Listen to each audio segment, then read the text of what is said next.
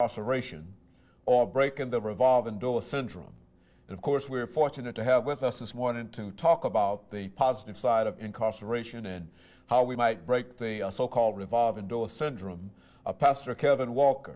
And of course, Pastor Walker is not only a pastor, but he's also the president of the New Beginnings organization, which is an inmate organization that is located within the River Bend maximum security facilities at Nashville, Tennessee.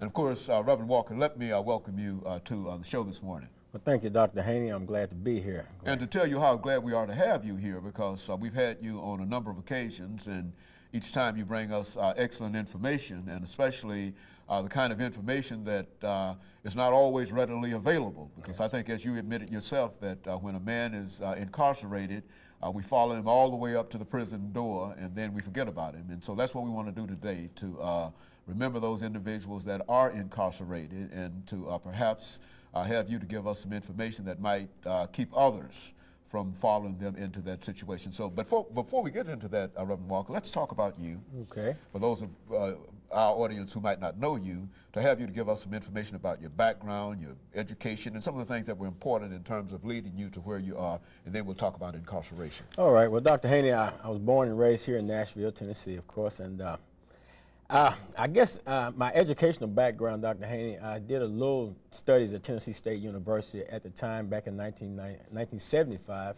At that time, I became a drug addict while in college, and from there, I became an inmate because of my drug addiction led me to crime and all of that type of thing.